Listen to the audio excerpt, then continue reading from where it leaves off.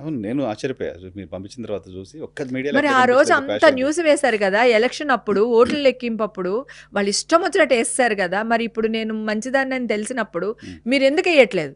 డెఫినెట్గా వేస్తుంటారు కదా. ఎందుకంటే మీరు తప్పు చేశారు. అప్పుడేమో డ్రగ్స్ తీసుకుందని వేసి ఇప్పుడు తీసుకోలేదని వేస్తే మనం వేసిన వార్త తప్పు అవుద్ది కాబట్టి ఇలాగే ఉండాలనుకుంటున్నాం. సైలెంట్గా ఉండాలనుకుంటున్నారేమో. లేకపోతే దీన్ని అసలు ఎలా ఇరికిద్దాము, అసలు ఏ కేసులు పెట్టారు, ఏ కేసులు క్వాష్ చేశారు, అసలు దీన్ని మళ్ళీ ఇంకొకసారి బ్యాడ్ చేద్దామని ఏమన్నా ఇంటర్నల్గా ఏమన్నా చర్చలు జరుగుతున్నాయేమోనండి. ఎందుకంటే నేను ఇంక వీళ్ళని నమ్మదలుచుకోలేదు. జనరల్గా మీడియా, నేను దాదాపు 2 దశాబ్దాలుగా మీడియాలో ఉన్నాను, పర్టికులర్ ఎలక్ట్రానిక్ మీడియాలో. మీడియాలో ఒక ఉమెన్కి ఏమైనా అన్యాయం జరిగిందంటే సపోర్టివ్గానే ఉంటాం. అవునండి, సపోర్టివ్గానే ఉంటాం. అవును. ఆమెకి ఏమైనా అన్యాయం జరిగితే అదేంటో తెలుసుకునే ప్రయత్నమే చేస్తాం, దాన్ని ఎక్స్పోజ్ చేసే ప్రయత్నం చేస్తాం. బట్ మీ విషయంలో అలా జరగలేదనే ఇంప్రెషన్ ఎందుకు వస్తుంది మీకు? మీరు చూసారు కదా సార్, ఎక్కడ జరిగింది చెప్పండి. మీ వర్షన్ వినే ప్రయత్నం కూడా చేయాల. నేను చేస్తున్నది రికార్డులు చేసి వేస్తున్నారు, చేసేసి దానికి ట్యాగ్ లైన్ నెగటివ్ ఇస్తున్నారు. నువ్వు చేసి చెప్పింది నమ్మకండి అనే ఇంప్రెషన్ ఇస్తున్నారు. ఓకే, క్యారీ చేస్తున్నారు, బట్ నెగటివ్గా క్యారీ చేస్తున్నారు కదా.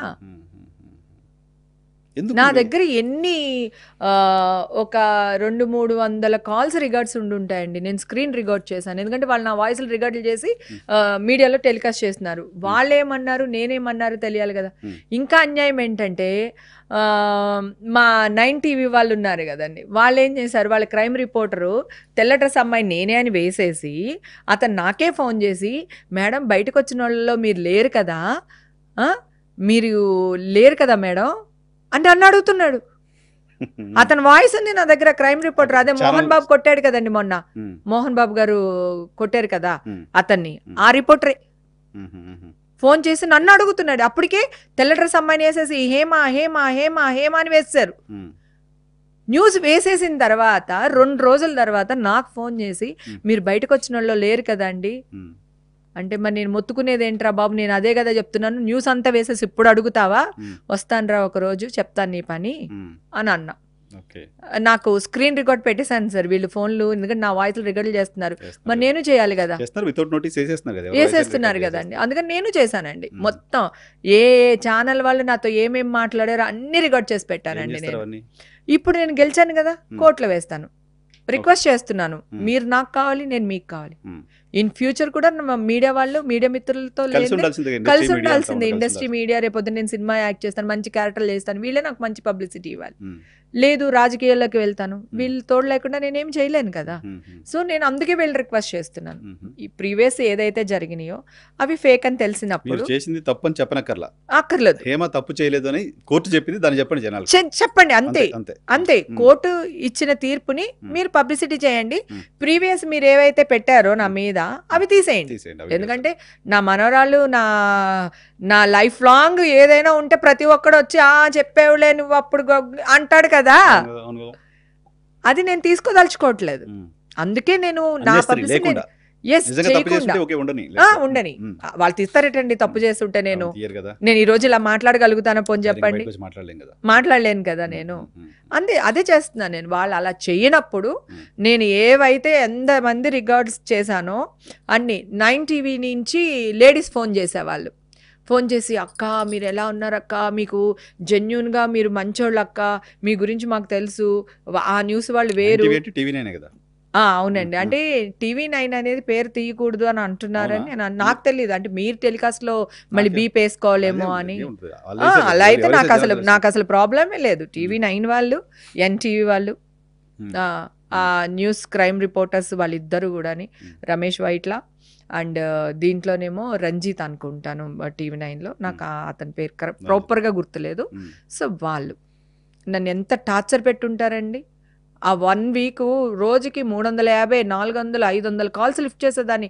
ఏ ఒక్క కాల్ లిఫ్ట్ చేయడం మానేది, ఎందుకంటే లిఫ్ట్ చేయడం మానేస్తే ఓహో ఇది లోపలే ఉందనుకుంటారేమో అనే భయానికి ఎత్తేదాన్ని అండి. అంటే క్రైమ్ రిపోర్టర్ లేదండి, అతను అయ్యుండొచ్చు, నాకు తెలీదు. ఏదేమైనా ఒక సంస్థ, TV9 అనేది ఒక సంస్థ, ఆ సంస్థ తప్పు చేయకూడదు. ఇప్పుడు నేను టెర్రరిస్ట్ అనుకోండి, దేశద్రోహిని అనుకోండి, వెయ్యండి, నడి రోడ్లో ఉరి తీసేయండి, నేను అంతే డ్రగ్స్ కదా, అంతే. తీసుకోలేదు కదా. అది అది ఎవరు డిసైడ్ చేయాలి? కోర్టు డిసైడ్ చేయాలి. అది చట్టం కదా, decide కోర్టు నాకు శిక్ష వేయకుండా నువ్వెవరు శిక్ష వేయడానికి? ఇప్పుడు ఇంత పెద్ద శిక్ష వేసేసారు సార్, జనాలు లోపల లోపల లోపల వాళ్ళకి అందరికీ తెలిసిపోయింది. ఎందుకంటే ఆ రోజు ఎలక్షన్ కౌంటింగ్, అవును. ప్రతి వాళ్ళు న్యూస్, ప్రతి వాళ్ళు ఫోను, ప్రతి వాళ్ళు ఉంటారు. కూలికి వెళ్ళే వాళ్ళు, నాలుగు వెళ్ళే వాళ్ళు అందరూ కూర్చుని ఉంటారు. పైగా మీరు సెలబ్రిటీ కాబట్టి న్యాచురల్గా ఎక్కువ న్యాచురల్ వెళ్తుంది గా ఆ Attachment టైంలో అందరూ అటాచ్మెంట్ లో ఉన్నారు. Hmm. ఆ టైంలో నువ్వు హేమ డ్రగ్స్ తీసేసుకుంది, పాజిటివ్ వచ్చేసింది, ఇది వచ్చేసిందని వేసేసావు నువ్వు. కదా. మరి అంత బ్యాడ్ చేసేసావు కదా నువ్వు. ఇప్పుడు నాకెందుకు నువ్వు న్యాయం చేయలేకపోతున్నావు? నువ్వు సో ఈ అంత కేసు పెద్ద సంస్థలు తప్పు చేయకూడదు. తప్పు చేయకూడదు. చిన్న చిన్న వాళ్ళు, పుట్టకొడుగుల్లా ఉన్న వాళ్ళు తప్పు చేస్తే పర్వాలేదు, మీరు ఖండించాలి. Hmm. మీరే తప్పు చేస్తే ఎవరి దగ్గరికి వెళ్ళాలి? ఏం చెప్తారండి హేమ గారు ఈ మనం ఈ పాడ్కాస్ట్ ద్వారా Hmm. ఆ మీడియా సంస్థలకి ఏమైనా ఒక మాట చెప్పండి అంటే? తప్పకుండా అండి. మేము మీ సెలబ్రిటీస్ అయినంత మాత్రాన మా పైన అధికారాలు మీకు లేవండి. మాకంటూ ఒక పర్సనల్ లైఫ్ ఉంటుంది. నాకు కూతురు ఉంటాడు, నా హస్బెండ్ ఉంటారు, నా తల్లి ఉంది. ఈరోజు నా తల్లిని కోల్పోయాను, ఇంకొక ఆవిడ వాళ్ళ హస్బెండ్ని కోల్పోయింది, ఒక పిల్లోడు వాళ్ళ తల్లిని కోల్పోయాడు బికాస్ ఆఫ్ మీ వల్ల, మీడియా పీపుల్ వల్ల పోతున్నారు. సో మీరు బాధ్యతగా వ్యవహరించండి. మీకు సంఘంలో చాలా పెద్ద రెస్పెక్ట్ ఉంది, పెద్ద పీట ఉంది, మీరంటే మేము భయపడతాము. కానీ ఇప్పుడు నేను వచ్చి మిమ్మల్ని నిజంగా కడుపు మంటలో ఉన్నానండి, నేను పచ్చి బూతులు తిట్టాలని ఉందండి. నిజంగా చెప్తున్నా, అంత బాధ, నాకు అంత ఆవేదన. నిమిషం పట్టదు నాకు తిట్టడానికి, వాళ్ళ ఫ్యామిలీని తీయడానికి నిమిషం పట్టదు. కానీ నాకొద్దు, నువ్వు చేసిన తప్పు నేను చేస్తే నీకు ఎట్లాగో నేను అలాగే దిగజారిపోతాను కదా. రైట్, నేను మిమ్మల్ని తిట్టట్లేదు, నాకు న్యాయం కావాలి, నేను న్యాయపరం చేసి గెలిచా, అంతే కదా. అందుకే ధైర్యంగా బయటకు వచ్చి బయటకు వచ్చి మాట్లాడా. ఇప్పుడు చాలామంది పలానా వాళ్ళ అమ్మాయి 4 పెళ్ళిళ్ళు చేసుకుంది, పలానా హీరో 5 పెళ్ళిళ్ళు చేసుకున్నారా అని అంటున్నారు కదా.